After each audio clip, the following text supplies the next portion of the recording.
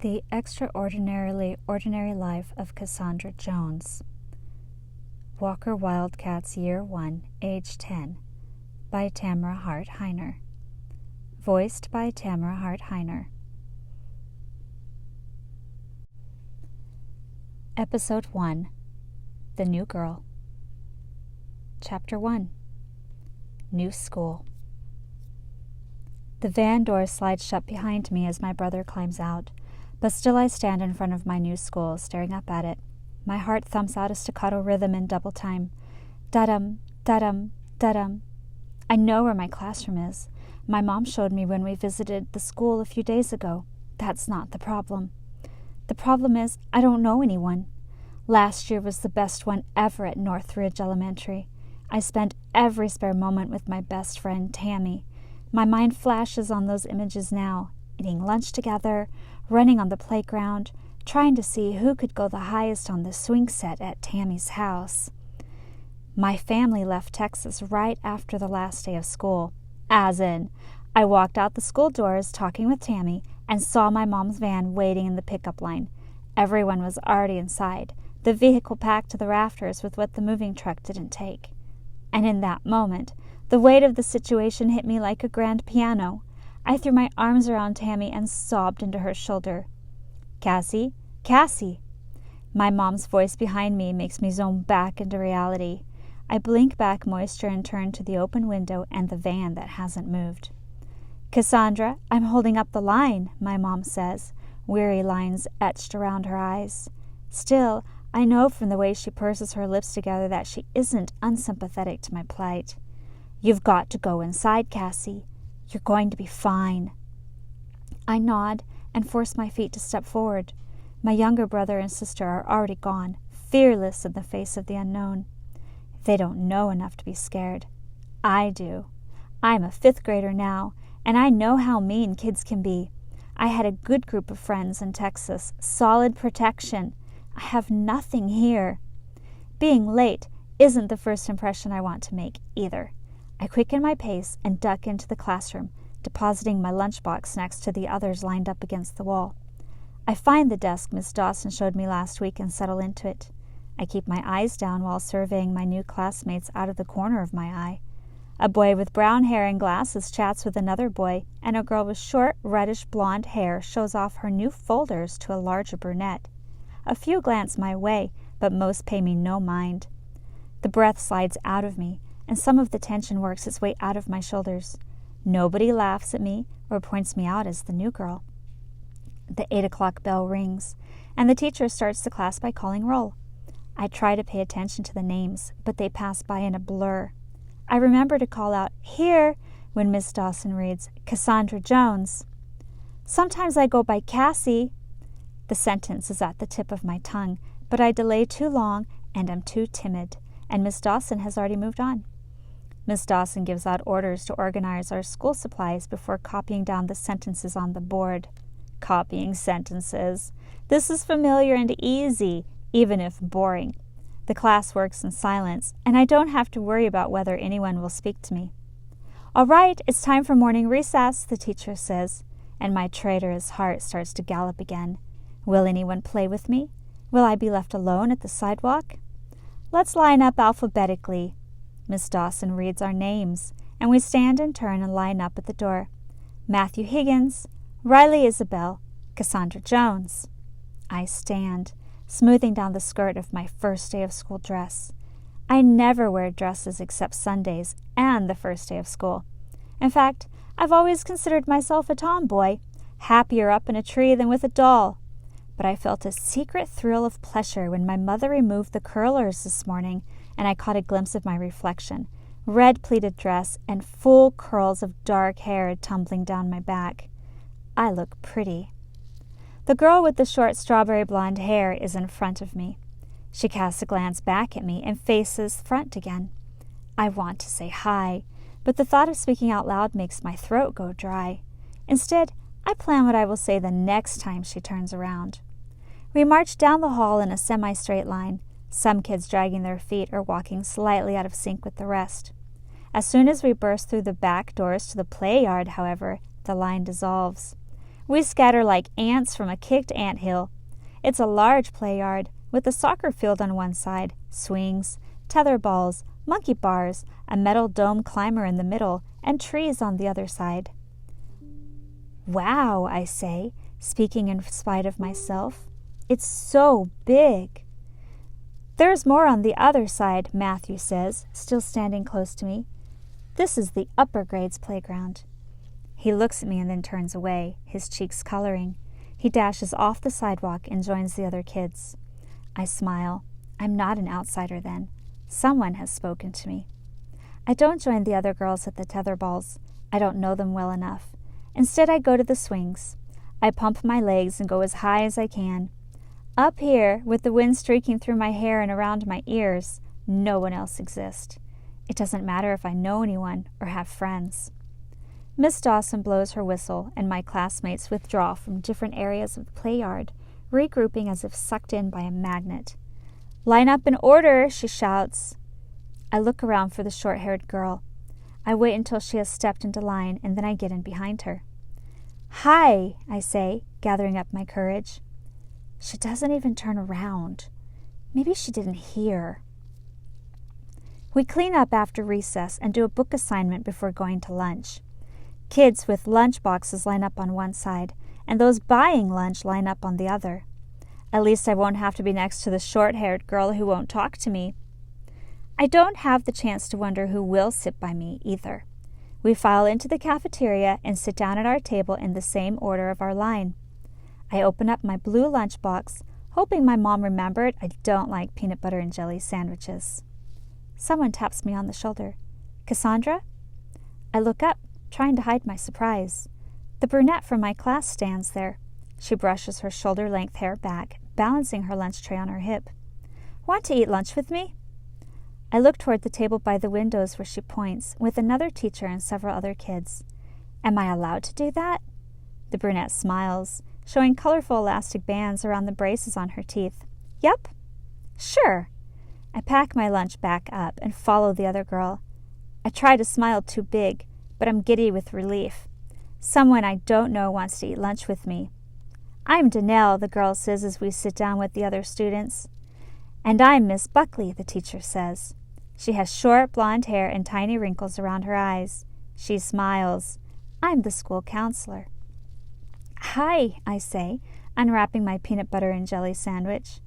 "Great. I'm Cassandra. You can call me Cassie." The other kids introduce themselves, and I realize half of them are new too. I nod at them and put my sandwich aside for the other food offerings in my box. Grapes, chips, thermos of milk.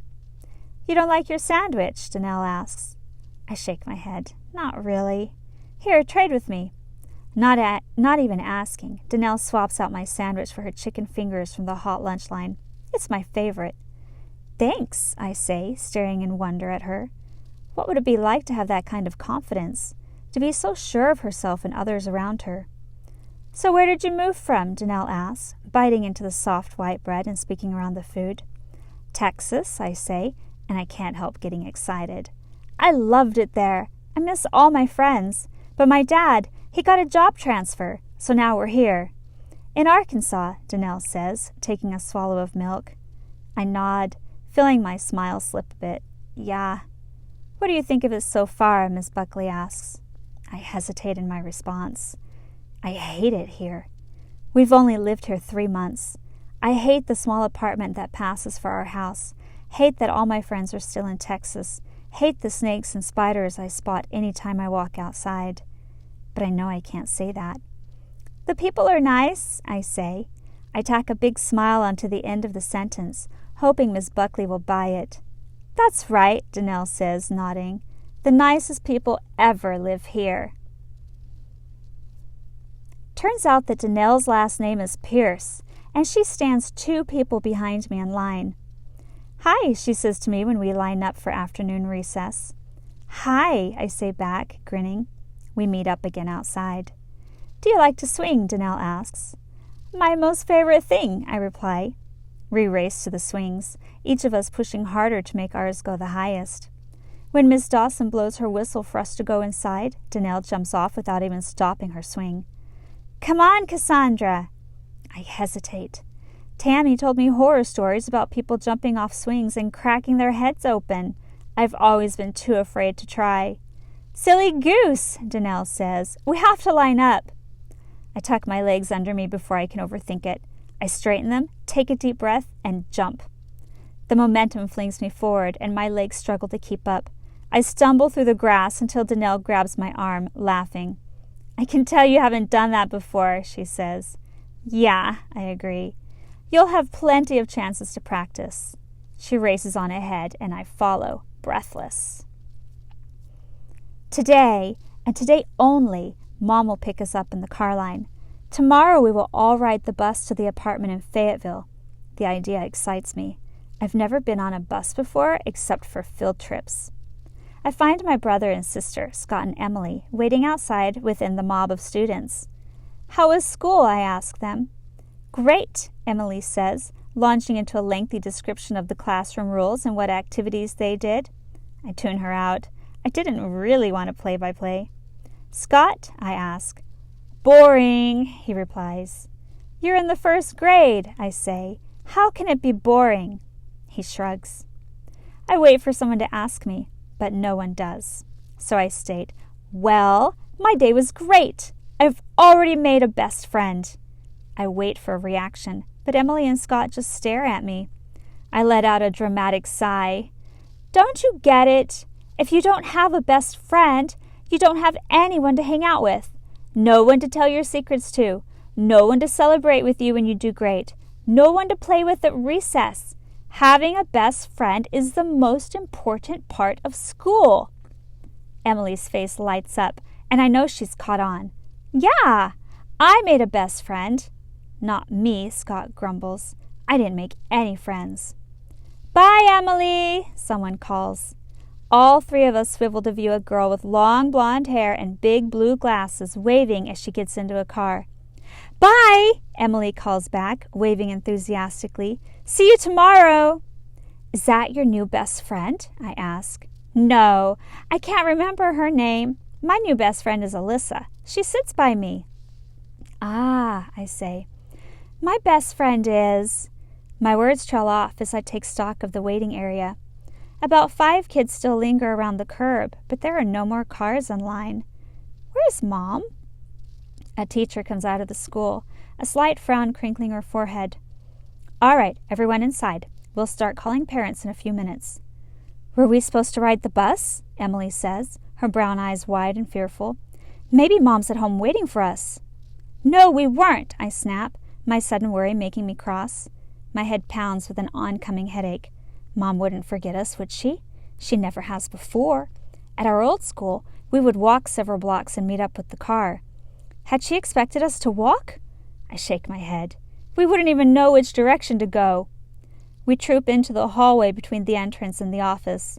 The other kids sit down on their backpacks or rest their heads on them, all looking tired and defeated. Where's your mom? Scott asks the little boy. He gives a shrug. She'll be here. She's always late. Late, Scott echoes, as if tasting the word. I squeeze my fists together and stare out the tall window, willing the blue van to appear. Any moment now, my mom will come into view, apologizing for whatever kept her from being here on time. A yellow car slides against the curb, and the little boy jumps up and runs outside. The teacher comes back. Okay, let's start calling parents. She points at me. We'll start with you. I stare at the teacher, my mouth suddenly going dry. I've just remembered something. I don't know our new phone number.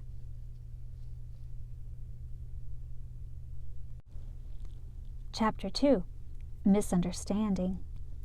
I follow the teacher into the office, squeezing my hands together as I go. The woman picks up the phone and hands it to me. It's just, I whisper. What? The woman leans closer. I can't hear you. I don't know my phone number, I whisper. The teacher sighs and puts the phone down.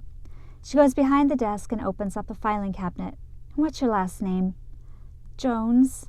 She thumbs through and stops on one. First name? Cassandra. The thumbing resumes until she finds what she wants. She pulls a card from the cabinet and picks up the phone. Is this a cell phone or a landline? She asks, punching the numbers into the phone. Landline, I answer. The woman hands the phone to me. I press it to my ear, listening to the monotone ring. Then it stops, and my mother's voice on the machine picks up. You've reached the Joneses. Leave us a message, and we'll get back to you as soon as we can. I hang up before the beep and shake my head. No answer. Well, she must be on her way here. The teacher doesn't look too pleased. She ushers me back into the hallway and disappears into the office with another student. Did you reach Mom? Emily asks, chewing on her fingernails. I look down at my own nails. I broke the chewing habit this summer, but I have the urge to start up again. No, she's probably almost here. The words are barely out of my mouth when the blue van pulls into the parking lot, coming to a hasty stop at the curb in front of the doors. Emily and Scott bolt from the hallway. I follow behind, my relief morphing into anger. First day of school. How could she do this to us? I climb into the front seat and settle my backpack on the floor as Emily blabs away about what a great first day it was. Putting on my seatbelt, I interrupt. What happened? Was there a car accident? An emergency? My mother shoots me a weary look. No, Cassandra, no emergency. I'm very sorry I'm late. And that's it? No further explanation? I'm not ready to let it go. First day of school, Mom, and you weren't there. I don't feel like talking about the way the teacher looked at us, the way it felt to be forgotten. Why weren't you there? Mom presses her lips together. We live farther away than I thought. It won't happen again. From now on, you're on the bus. I lean my head back and release a sigh. What about you? Mom says, attempting conversation. How was school? I shrug. Fine. It was fine. We pull away from the curb, but we don't head in the direction I expect. Where are we going? I ask. To the new house. Mom gives me a smile. We should have everything ready to move in this weekend. Really? I gasp. Yay! Emily cheers in the back. Even Scott looks excited, and nothing excites him. Annette doesn't look up from her dolls. She probably doesn't care. Put something on over your school clothes, Mom says. There's grungies in the bags. We take back roads out to the countryside. No wonder my mom wasn't on time. It feels like we drive for half an hour before we turn up a long hill. At the top sits our plantation style with 4 pillars in front of the brick steps house. I'm more anxious than ever to move into it. The 2-bedroom apartment we're staying in is way too crowded for the 6 of us. I want my space back. Dad's small green sports car is already parked in the driveway, a large white moving van in the circular drive. He greets Mom with a kiss, and then I explode out of the van, heading for the house. Grab a box, he shouts, gesturing to the moving truck. Don't go in empty-handed. But we don't know where things go, I say. Just put it inside somewhere. We trudge back, and I pick up a smaller box labeled kitchen. Okay, so maybe I can figure out where this one goes. I push open the front door, walking through the tiled entryway into the kitchen. Both tables have already been set up. I put the box on the dining room table and head for the bedroom I share with Emily. I sigh in contentment. It isn't a big room, but it will just be the 2 of us, instead of all 4 of us like it is now. The bunk bed is already set up. I pull open the accordion doors that shield the closet. There's a bookshelf for my books. Suddenly, I want to get all those boxes into the house. I can't wait to start unpacking and make this place mine. It doesn't take long to settle into a routine at school. Each day becomes predictable. I have Danelle, and having a good friend helps me feel more comfortable with my other activities. By the end of the weekend, we're mostly settled into our new home. Dad surprises us with a dog and a cat from the local animal shelter.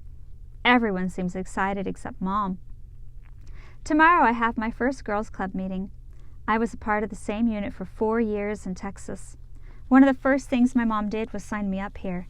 I hope I'll make friends. Miss Dawson hands out little blue books to everyone in class Monday morning. I open mine up. It only has 1 page inside, a white sheet with 20 blank squares centered around an ice cream cone. What is this? Emmett Schrimmer asks. This is your reading log, she says, stepping to the front of the class and smiling at everyone. When you finish reading a book, you come and tell me, and I'll give you a sticker. Put it on one of the squares. It has to be a chapter book, not a picture book. Once you have all your squares filled in, I'll take you out for an ice cream cone. This announcement is met by cheers and excited chatter from the students. I grin. 20 books. I can get that done in a month. Clear your desks and put your books away, Miss Dawson says. Then everyone line up. I glance at the time. Morning recess.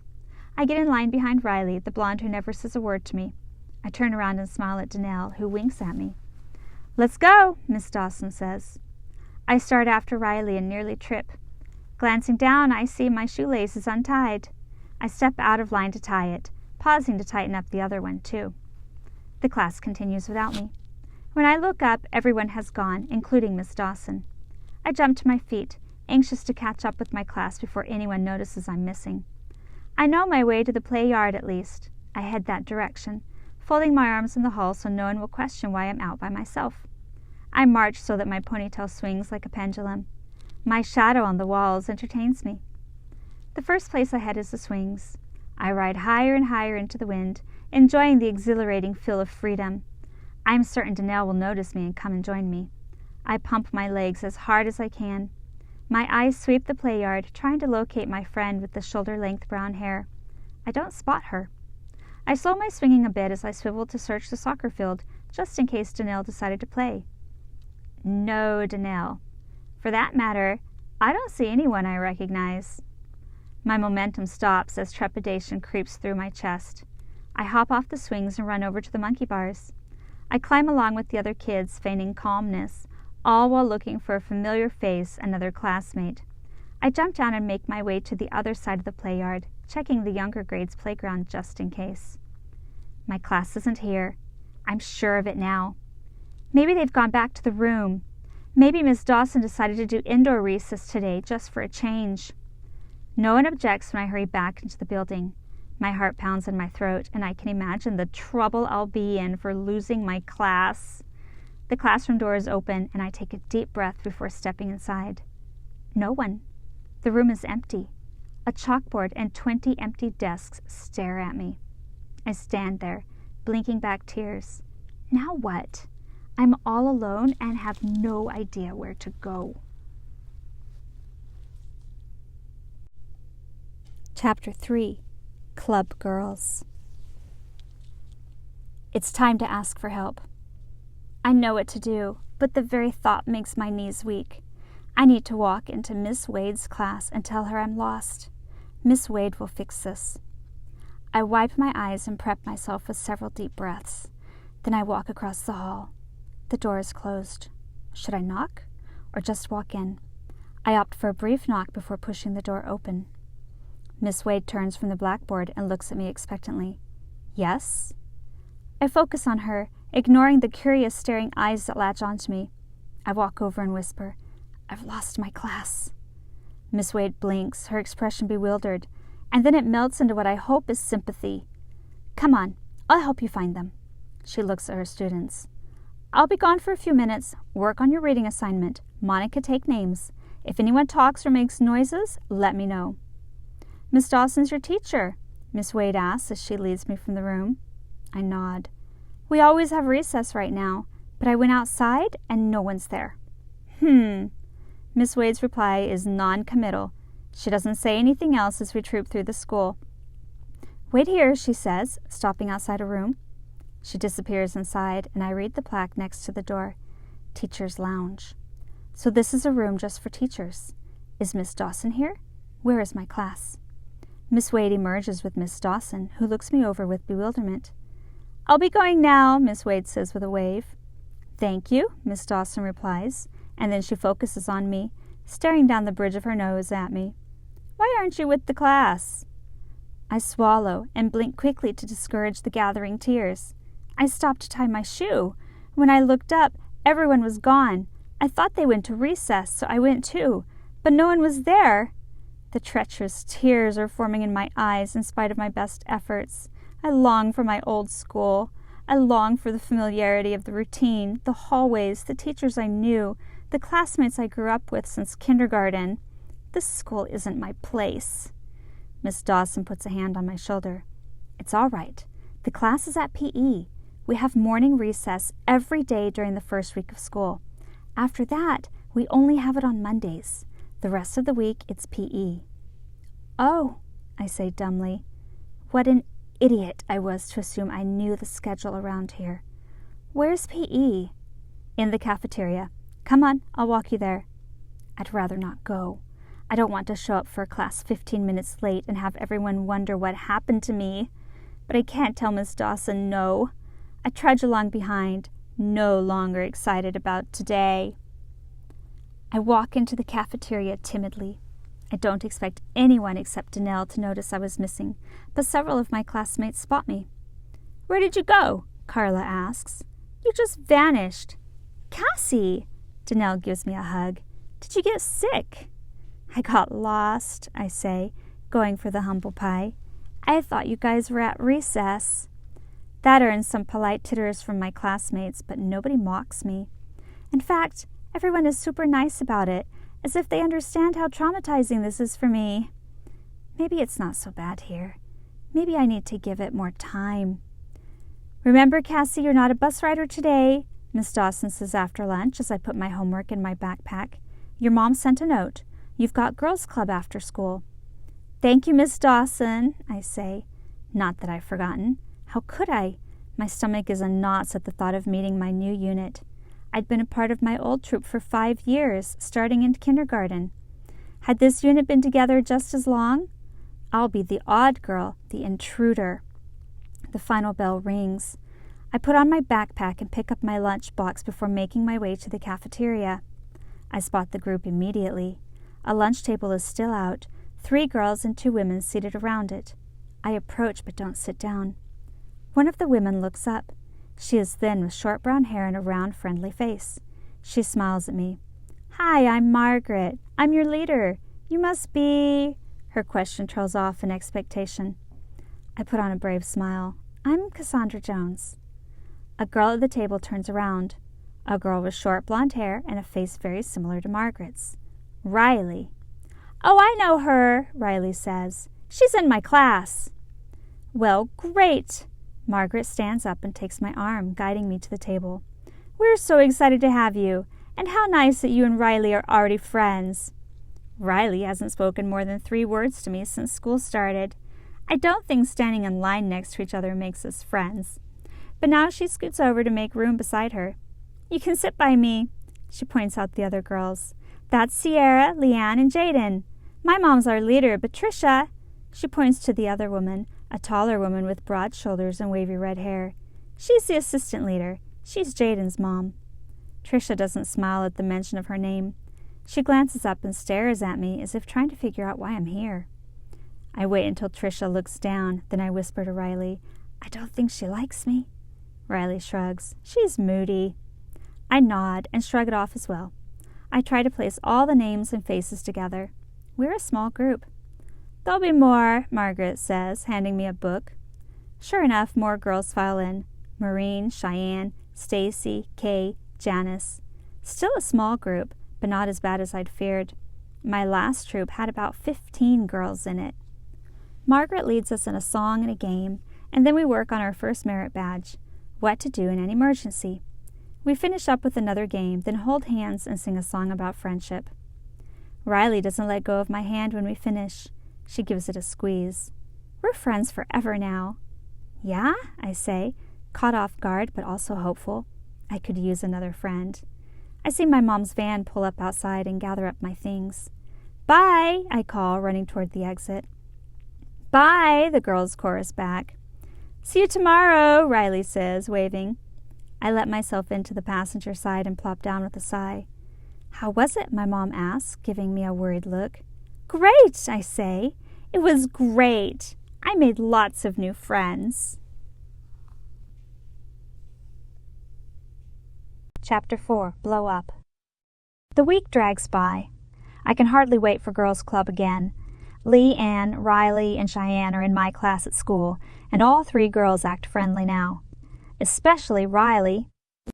Danielle and I are heading for the swings at recess when Riley steps over. We're playing freeze tag by the dome, she says. Want to play with us? Freeze tag? I love the game. And I haven't played it since we moved. Sure, we'd love to. I look at Danielle, but she's frowning. No, I don't think so, she says. We like to swing." "You could do both," Riley says, weaving her fingers together in front of her. "Play freeze tag and then swing." I watch Danielle's expression, but it doesn't relent. "We'll swing first," I tell Riley. "Then we'll come join you." "Sure," Riley says. She turns and walks away. "You don't like freeze tag?" I ask, trying to feel out why Danielle reacted that way. She grunts. "I don't like Riley." "Really?" I try to think what Riley could have done to merit such a response. Sure, she didn't say much to me in the first week of school, but no one did. Riley's shy, like me. Danielle rolls her eyes. She's so immature. I consider that statement as we swing higher and higher into the air. "Did you guys used to be friends?" "No, but we've known each other for forever." "Trust me on this one." I think about Danielle's words all day. We never do join Riley's group for freeze tag, and I feel bad about that. Only when school is out and Riley gets up to head for the cafeteria do I jump up and run after her. "Riley!" I call. Riley pauses and waits, one eyebrow raised. "Sorry we didn't join you at recess," I say, catching my breath. "We decided to swing the whole time." "Yeah," Riley says, nodding. We walk side by side in silence before I venture. "So do you and Danil know each other?" "Not really. We were in the same preschool, but that was like forever ago." "Wow, they've lived around each other that long." Once again, I feel like the odd one out. But how can Danil possibly know what Riley is like if they haven't hung out since preschool? We reach the cafeteria and join the other girls around a table covered in swaths of patterned fabric. Riley's mom comes over and talks to her a bit, then stands with Trisha at the front. "Today we're going to make stuffed animals," Trisha says, holding up a bear covered in plaid fabric. Next to her, Margaret smiles down at us, expressing all the enthusiasm that Trisha isn't. "It's really very easy." She goes on to demonstrate, and I wish I could freeze frame the instructions. I can tell already this will be confusing. "So everyone, pick your fabric, and I'll walk you through the instructions again." I lean in with the rest of the girls, sifting through the pre-cut fabric shapes and choosing one I like. Margaret leaves Trisha's side to walk around us, giving advice and answering questions. "How is this going to be a stuffed animal?" I whisper to Sierra. "Cassandra," Trisha says loudly, "I don't need anyone talking while I'm instructing. Please pay attention." I look down, my cheeks warming under the chastisement. I try to pay attention, but my ears buzz with humiliation. Everyone is working now, pulling a needle and thread along the edges of their fabric. Trisha is still explaining, but I've missed the first directions. I turn to Margaret when she passes me. "I didn't quite get it. Can you show me?" "Cassandra," Trisha barks.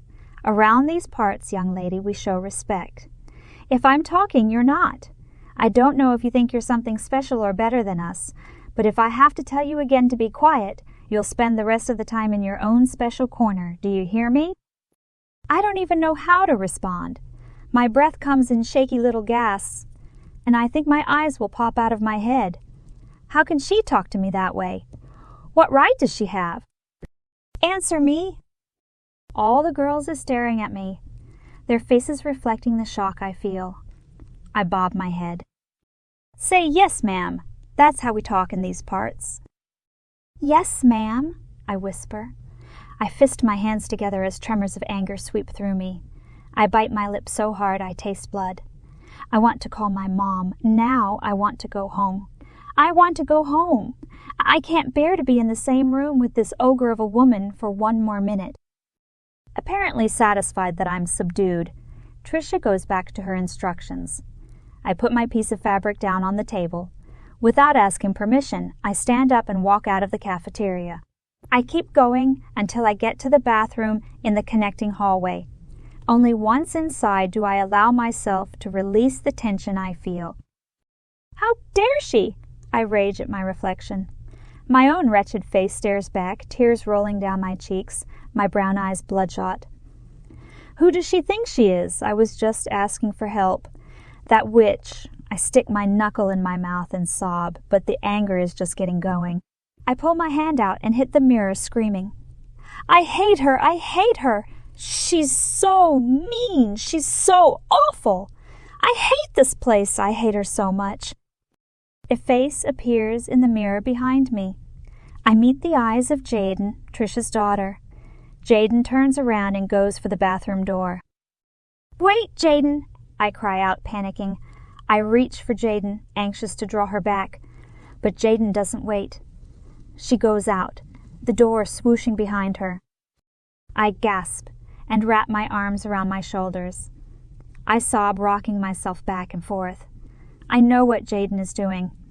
At this moment, she's tattling on me, telling Trisha everything I said in the bathroom. If only I could flee. I should run from here, leave the school. Never come back. I never want to talk to Trisha again. I can't stay in this group. The door bangs open, hard enough to hit the wall behind it. I drop my hands to my sides and brace myself. Trisha comes in and faces me, lips pursed together and her arms folded. "What's your problem?" she demands. All of my gusto leaves me. I try to be brave. "I do not want to cry in front of this woman." "Nothing," I whisper. "I gave you very basic instructions. All you have to do is follow them. And whatever you think of me, whatever your problem is, you have absolutely no right to come in here and badmouth me." I blink, my eyelids feeling swollen and tight over my eyes. I can't reason with a mad woman. "Now I expect an apology from you. Then you get yourself out of this bathroom and join us, with a good, respectful attitude." "Sorry," I murmur. "I'm not sorry, not in the least. But I'm smart enough to know the only way I'll get out of this is by saying it." Trisha grabs the door and yanks it open. "Now go, and I better not hear you talking about this to anyone." I walk in front, clenching my teeth together. Chapter 5. Recoup and Recovery. The girls are stitching up their beers, all of them looking more or less like Trisha's. I shove aside my piece of fabric and sit down at the table. I slump over, putting my chin on my fist. Margaret sits down across from me and picks up the fabric. "Can I help you with this?" I shrug. I watch as Margaret puts the bear together, but I don't offer to help. "Did she get you in trouble?" Margaret whispers. My eyes burn again, and I close them. I just want to go home. This will all be over soon. A cool hand closes over mine, and I open my eyes to see Margaret staring at me, sympathy on her face. "I'm sorry." I nod and look away. A small part of me recognizes that Margaret is an ally, but the bigger part of me feels betrayed. Margaret is the leader, not Trisha. She could have stood up to her, defended me. Even now, she could tell Trisha she was in the wrong, and I didn't do anything to deserve such treatment. But Margaret won't do that. Can't do that. She's too timid and perhaps just as afraid of Trisha as I am. I don't speak to anyone the rest of the time at Girls' Club. Everyone finishes up with their bears and starts a game. I fiddle with my bear, pretending to be too engaged in the project to play. I join in the closing song only because Trisha calls me out, and I'd rather stand there and lip-sync than cause another scene. Then it's finally over, and my mom's blue van pulls around to the side. I grab my bag and dash out. "What's wrong?" my mom asks as soon as I open the car door. I pass a hand over my eyes. It must be obvious that I've been bawling. Even now, I feel the sting, the threat of more tears just below the surface. My younger brother and sisters argue loudly in the back seat, and I let the noise invade my senses, dull the sharpness of the incident. I take a careful breath. I don't want to be in this girls' club anymore. My mom raises both eyebrows. "Really? But you've been so excited all week." Someone taps on my window, and I turn to see Margaret there. My mom presses a button, and the window rolls down. "Hi, Karen," Margaret says, giving a little wave. "I just wanted to talk to you about what happened today." I shrink back in my seat and avoid eye contact, wishing I didn't have to be here to overhear the conversation. "What happened?" my mom asks, and I detect a low note of warning in her voice. Margaret hesitates, her eyes flitting to me. I didn't see all of it. But Trisha, the assistant leader, got on to Cassie rather harshly. Then Cassie went to the bathroom, and Trisha followed her. I'm not sure what happened then, but I think they had an altercation. My mom turns to me, danger flashing in her dark eyes. She followed you to the bathroom? I force myself to nod. The prickling gets to be too much, and the tears manage to work their way down my face. My mom turns her attention back to Margaret. Thank you for telling me. It's Margaret, right? Margaret smiles. Yes, Cassie's a great addition to our unit. My daughter Riley really likes her. Thanks again. We'll talk later. My mom rolls up the window, signaling the end of the conversation. She pulls the car away from the curb. Cassie, what happened? I don't really know, I mumble. She just started yelling at me in front of everyone. So I went to the bathroom. Then she came in and yelled at me some more and made me come out. My mom keeps her eyes on the road, but I see the way they narrow. That doesn't make sense, Cassie. Why would she just yell at you? I exhale. She doesn't like me. I was talking to Margaret and she got mad about it. So I went to the bathroom to cry and yell and just vent, you know. But Jaden followed me in and Jaden told on me. I shrug. So that's what happened. And you don't want to go anymore? My mom says in a softer tone. I shake my head. No. I'm done with that group. Well, I won't make you go. She turns down the road that leads out of the city and into the country. We can look for another unit, maybe at a different school. But before we do, I want you to sleep on this and think really hard. It sounds like there are a lot of positives to this group. You have one leader who's really nice and likes you. You have friends if you can deal with Trisha. You might be able to turn this negative experience around and still have a good time with these girls. I consider my mother's words. I'll think about it. Right now, my feelings are clear. I want out of that group. I don't feel better in the morning. I find a seat by myself on the bus and spend the ride drafting a note to Miss Buckley. The school counselor? I write down everything that happened. Fresh tears come to my eyes as I rewrite it, and my chin trembles with fury and indignation. No one has ever spoken that way to me before. And truthfully, I regret what I said too. I was so angry, lashing out and saying things in the bathroom I'd never say in person. My shame makes me feel black and dirty inside. I finish my note before the bus arrives. I pause by Miss Buckley's office and find the little mailbox for students to drop notes in. I shove it inside and cross my fingers. Let Miss Buckley find it soon, I pray. I spend the rest of the day waiting. My feelings are near the surface, and any time anyone speaks to me, I find myself close to tears again. I keep glancing toward the classroom door, hoping Mrs. Buckley or one of her student helpers will appear. No one comes. At recess, I tell Daniil I'm not feeling well.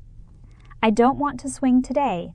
Instead, I sit on the sidewalk and play with the grass, tearing up little pieces and searching for 4-leaf clovers. 2 shoes appear next to me, and then Riley plunks down on the sidewalk. Are you okay? She asks. I nod. I rest my chin on my knees and don't meet her eyes. Trisha's mean, Riley continues. She always has been. I don't know why. Maybe she just doesn't know what to do around kids. Does she have any besides Jaden? I asked. A little boy. He's like 3 or something. She shouldn't be a leader then. Riley shrugs. No one else volunteered. My mom couldn't do it by herself. I suppose that's true, but I still don't like it. I'm going to switch groups. Really? Riley falls silent. We both pick at the grass for a bit, adding the pieces we picked to a growing pile on the sidewalk. Well, that's too bad. Mrs. Dawson blows her whistle. Students stop their play and gather in from the corners of the yard. You should come over and spend the night, Riley says. The invitation catches me off guard. I have a best friend, but so far, Daniil hasn't invited me over. I'd expected that to be my first invite, but I quickly brush it off. That would be fun. Maybe this Friday, Riley suggests. Okay, I say. A little bit of light cracks through the blackness in my soul, breaking off a chunk of the dark. I'll ask my mom. It isn't until 2 days later that Mrs. Buckley appears in the classroom door. She waves at Mrs. Dawson and then looks at me. "Cassandra," she says, beckoning to me. I put my pencils back in their box and shove my work inside the desk. I stand up and follow Miss Buckley down the hall, hands clasped in front of me. We enter Mrs. Buckley's office. As soon as the door shuts, she turns to me, her short reddish-brown bob brushing the tops of her shoulders. "I'm so sorry I didn't come for you sooner. I've been out of the office, and when I finally found your note, I realized how urgent it was. I could tell how distraught you were. How are you now?" She sits behind the table, and I do too. "I'm okay," I say. "I'm doing a lot better, actually. It was really, really awful, but I'm okay." "Would you like to talk about it?" I hesitate. Well, I just don't know what to do about Tricia. I think she's an awful person. I was thinking about changing girls' club groups so I wouldn't have to see her anymore. "Are you afraid of her?" Miss Buckley asks, her eyes gentle. "A little," I admit. I don't want her to yell at me again, and I didn't even really do anything. "So let's talk about how you can cope when someone overreacts. There's not much you can do to stop them, but you can control your feelings. How did you feel?" "Angry," I say. "I got too angry. I wanted to hurt something." "That's normal, Cassandra. But you have to learn how to contain that. Or wait until the appropriate moment to vent it." "Yeah, I agree. I agree with that." "Do you like Girls' Club?" "Yes," I say without hesitation. "I love it. I've been doing it since I was 5. Is Tricia so important to your life that you let her take away something you love?" "No, but I can join a different unit and still be in Girls' Club." "What about the friends you have here?" "I think of Riley. I'll miss them." "Is it worth it, Cassie? Or can you put Tricia into a small part of your mind as someone who's not important to you, and then shrug it off any time she's mean to you?" "I consider that. Can I? Am I strong enough to not let Tricia get under my skin?" "I can try," I say slowly. "I guess I could give it another week at least." Mrs. Buckley smiles at me. "I think you're a very brave girl." She turns around to her game shelf. "Now, why don't we play a game before you go back?"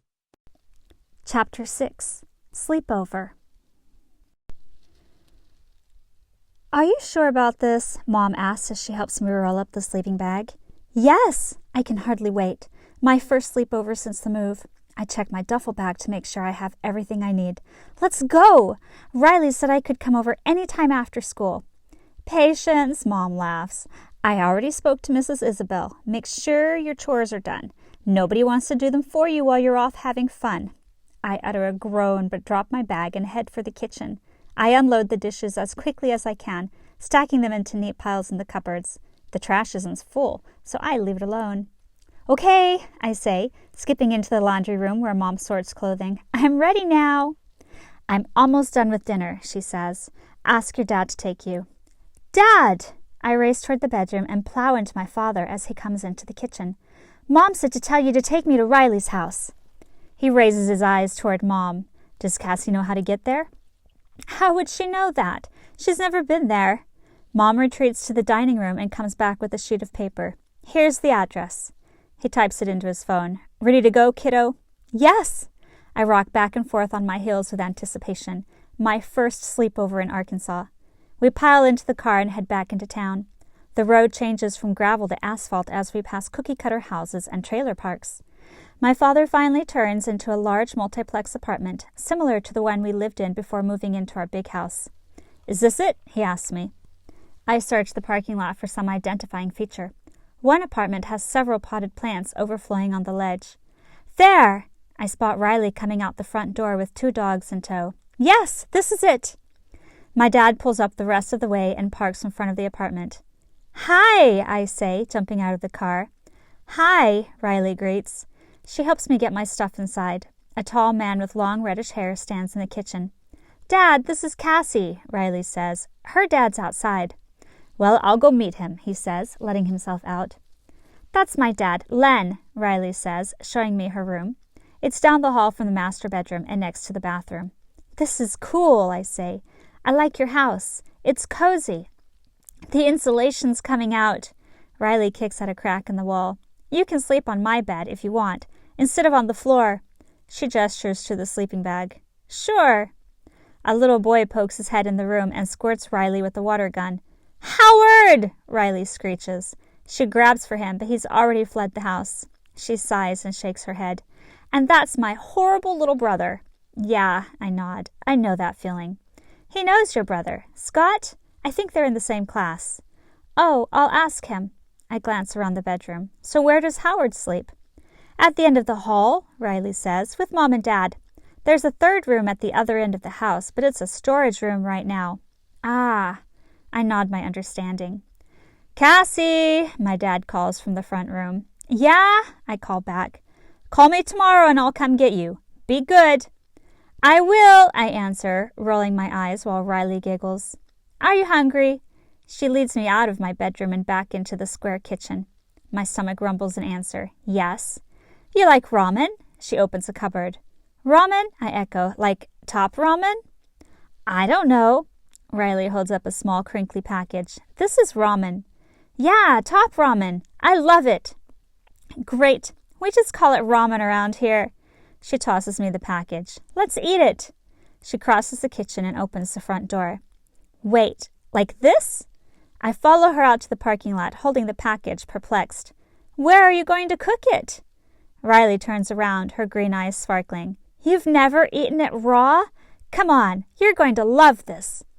Riley's dad is working underneath his big white pickup truck.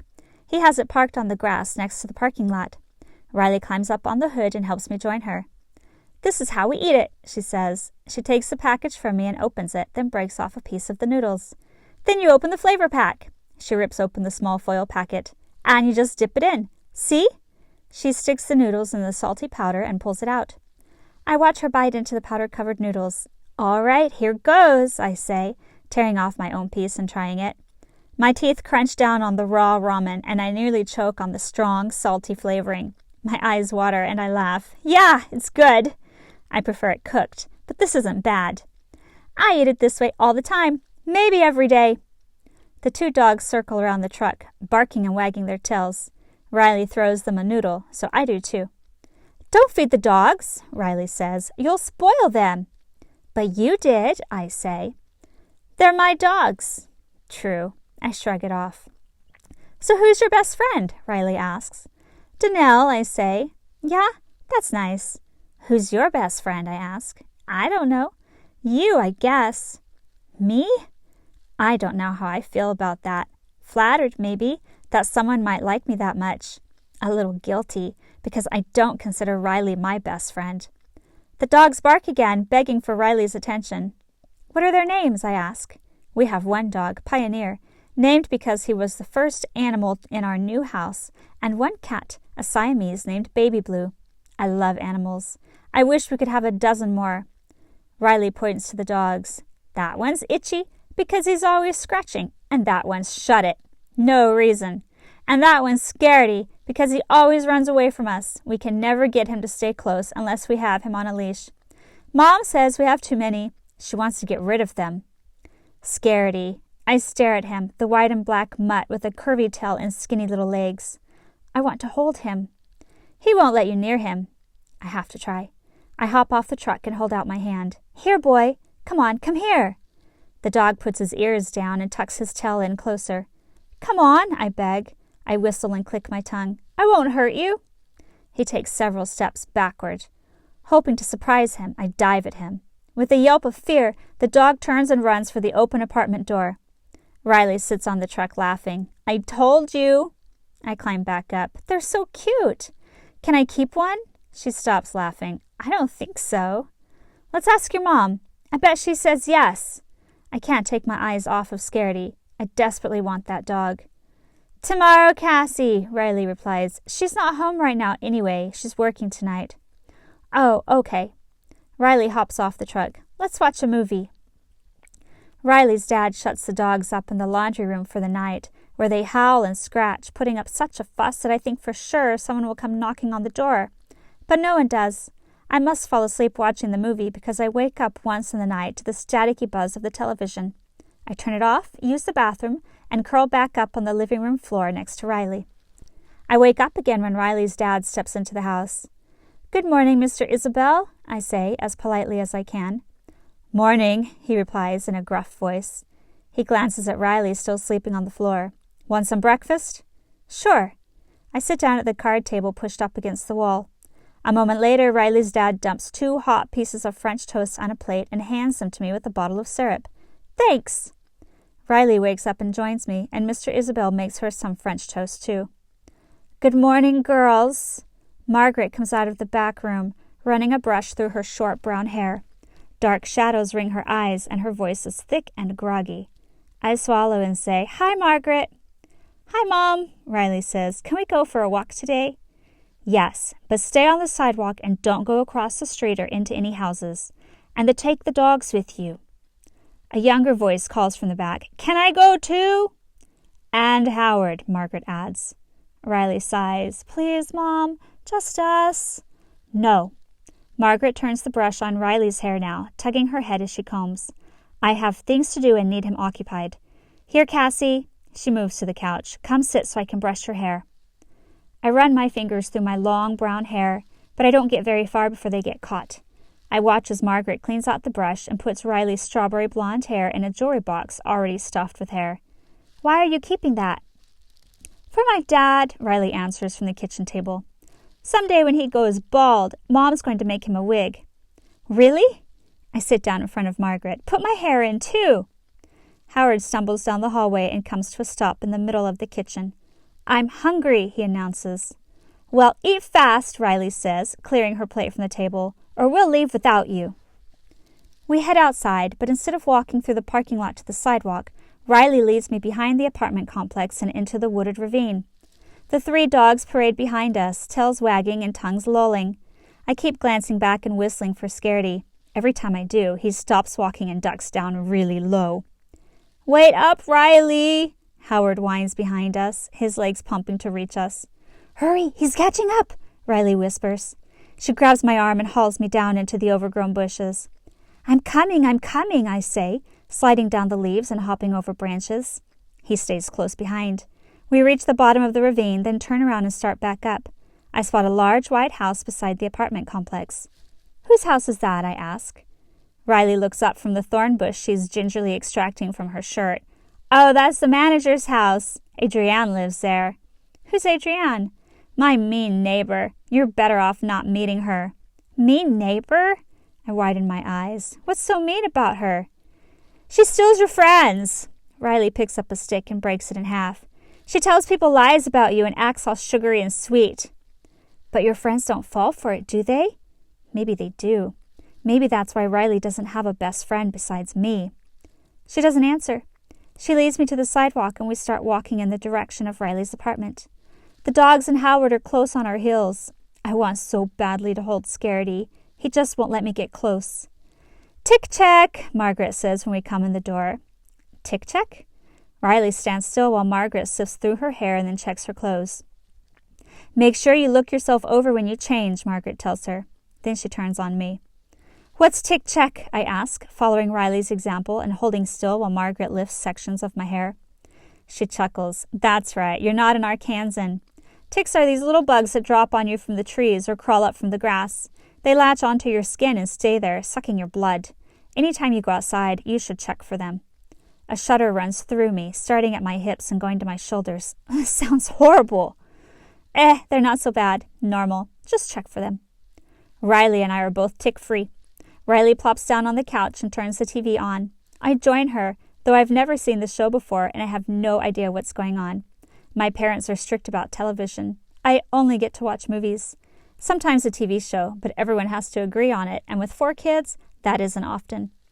The phone rings and Margaret answers it. "Hello, this is Margaret." "Oh, hi. Adrienne wants her hair braided?" "Sure, send her right over." I glance at Riley. "Is that the same Adrienne you warned me about?" "Watch and see," Riley whispers. "She'll be so super nice to you." She comes to the door a few minutes later. Riley pulls me outside. "We don't need to watch her get her hair done," Riley says. "Boring anyway."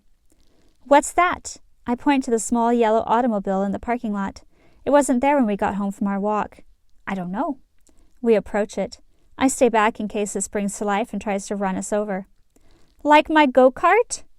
We both turn around as Adrienne steps down from the porch and joins us. She has wire-framed glasses, and her curly brown hair is held back in a neat French braid. That's how I got here, Adrienne continues. I didn't walk, if that's what you thought. She walks right past Riley and gives me a big smile. Want to ride it?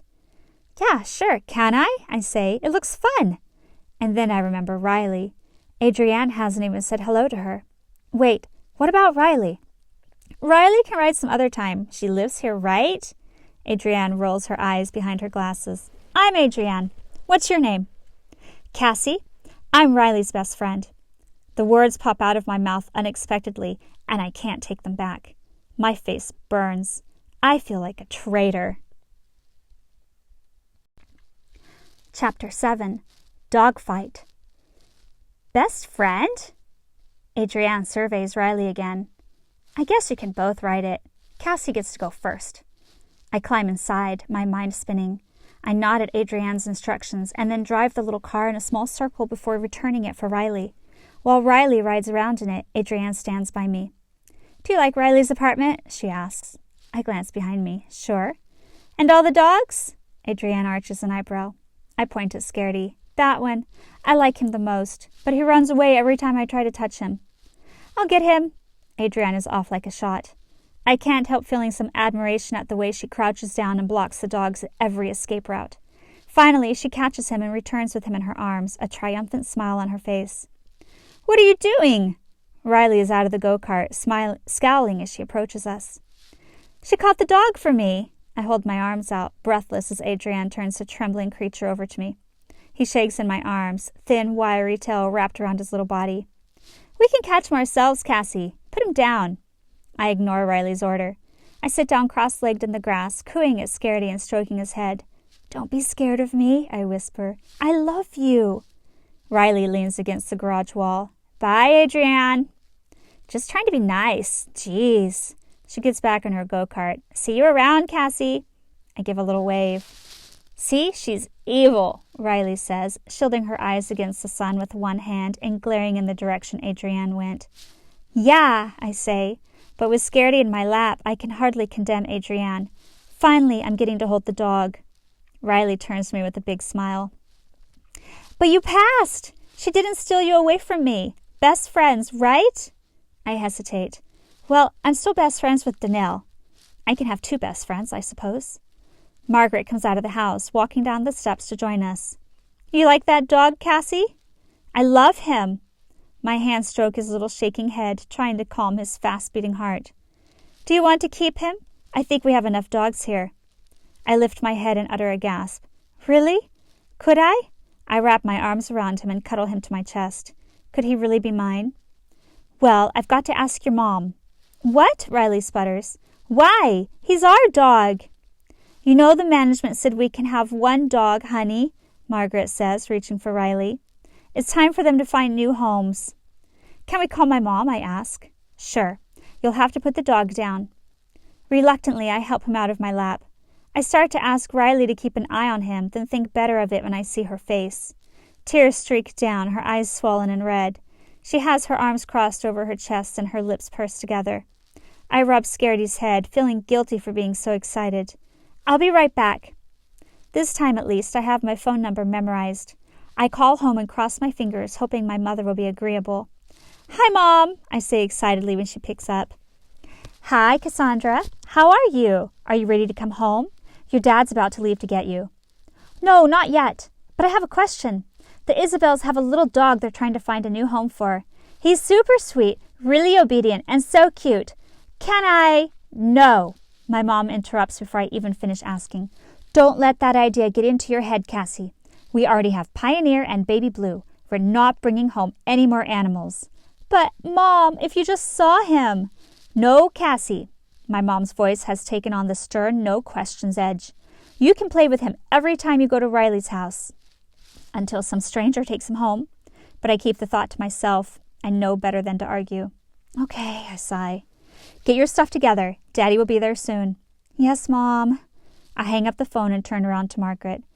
She said no, I say, and I can't stop the disappointed tears that spill over. Margaret wraps me up in a hug, all softness and sweet smelling. It's okay. We'll have him for a bit longer still. Go outside and hold him while you can. I do as I'm told, descending the steps and walking into the bright sunshine. I spot Riley right away, sitting on a wood crate and kicking her legs, staring into the distance. Hi, I say. I glance around for Scaredy, but I don't spot him in the open. Where's Scaredy? Riley bobs a shoulder in response. I feel a flash of annoyance. Come on, Riley. You were out here with him. Where'd he go? I put him away. You put him away? Okay, where is he? Riley points to a large, draining culvert next to the sidewalk. In the ditch. I stare at the ominous darkness in the giant pipe. I do not want to go in there. But how else will I get Scaredy back? I squat at the edge and hesitate. I can make out shapes in there, but nothing definite. I wouldn't go in there, Riley calls. She hasn't moved from the crate. There are snakes and rats. I swallow hard. Scaredy, I call softly. Come here, boy. I add a quiet whistle to the end. Nothing inside the culvert budges. I whirl on Riley, angry. Why did you put him in there? Because I don't want you to take him home, she replies. Well, for your information, I'm not taking him home. My mom said no, and now I don't even get to hold him until I go. Riley shrugs. So? You're here to play with me, not my dog. Is she actually jealous? I can't believe it. I'll just go call Adrienne and ask her to get him for me.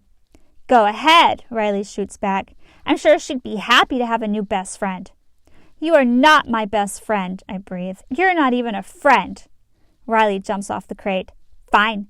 Go get your stuff and don't come back to my house. She storms off around the back of the house. I run inside, stuffing my things in my bag and grabbing my sleeping bag. Everything okay? Riley's mom asks from the kitchen sink. I take a deep breath. I'm not going to complain to Margaret about her daughter. Yeah, I'm upset about the dog, which is true. My dad's on his way. We sure enjoyed having you, Cassie. I hope you'll come again. Not likely, but I only smile and nod. I have my manners. I spend the rest of Saturday fuming over the loss of the dog and Riley's behavior. I'm angry at my mom and barely speak to her. Are they nice people? I hear her ask my dad. Seems like it. Met both parents. I go to the room I share with Emily. Mom is so unfair, I say, tossing my overnight bag on the bed. Riley's mom wanted to give me one of their dogs, and Mom wouldn't let me have it. Really? Emily looks up from where she rearranges her American dolls on the bottom bunk. What kind of dog? I lie down next to her and stare up at the top bunk. I don't know. Small, white and brown. Maybe a beagle. I don't have any idea really, but at least I've heard of that kind of dog. Maybe she'll change her mind. Did you have fun with Riley? I open my mouth to say no, then think better of it. Yeah, kind of. She was mean about the dog. She didn't want me to have him. But we'd had a nice time up until then. I feel a prickling of guilt. I shouldn't have left Riley's house without saying goodbye at least. I considered calling her, but I don't know what to say. Your dress needs to be ironed, Cassie. My mom pulls an off-white pleated dress out of my closet. But I don't have time to iron it, I say, taking the dress off the hanger. Daddy said we have to leave for church in 10 minutes. Then wear a different dress. My mom presses her fingers to the bridge of her nose, a sign that she's fighting a headache. She's already dressed in a dark blue floral print dress, her brown hair curled around her shoulders. How about this one? I pull out a red one with a pinafore and white collar. Sundays are always so stressful, with my dad yelling and my mom trying to get everyone out the door on time. I don't want to make it harder, but I don't want to iron either. That's fine. And brush your hair. I put the dress on and run a brush through the tangles of my long hair. Then I stop in front of my jewelry box. I love jewelry, and I hate to let a day go by without picking out something sparkly to wear. I choose my favorite locket, a tiger eye on a thick chain. Then I pick out some clip-on pearl earrings and a pink wire bracelet. I remember before I got my ears pierced, my best friend Tammy bought me a whole sheet of stick-on earrings. I did my best to keep them sticky, putting them back on the sheet after using them. But inevitably, several would fall off when I wore them, and eventually I only had mismatched pairs. It doesn't matter now, because my ears are pierced, but I smile at the thought of Tammy buying those for me. I know I should write her a letter or call her, but every time I think of it, I'm in the middle of something, like getting ready for church. In the car, everyone! My dad yells, and I slip on my black shoes and hurry out the door. The church building looks much the same as the one we attended in Texas. I wander the halls until I get to the Sunday school classroom in the back. I follow a few other kids my age and close the door behind me. The teacher stands at the front, her wavy brown hair hitting her shoulders. "Hi, everyone. I'm your new teacher, Sister Garrett. Since I don't know you, I'm going to call roll." She picks up a piece of paper and clears her throat. "Matthew Davis." "Here." "Gary Fawcett." "Here." "Riley Isabel." "Riley!" I burst out. "I know her. She's in my class at school." "She's also in your Sunday school class," the teacher says. "But I've never seen her," I say. "She's never come here before." "Well, then," the teacher smiles at me, "hopefully you can be the right kind of friend to bring her back." I frown. I wasn't that kind of friend when we were fighting. My teacher must see my hesitation because she says, "Just include her, Cassie. Invite her to hang out with you and your friends. Join your activities." I can do that. Maybe Riley would enjoy hanging out with me and Danelle. Our fight was stupid after all. I make up my mind to apologize the next time I see her. Maybe we will all be best friends. Thank you for listening to Walker Wildcats Year 1, Age 10, Episode 1, The New Girl, from the Extraordinarily Ordinary Life of Cassandra Jones, written and produced by Tamara Hart Heiner.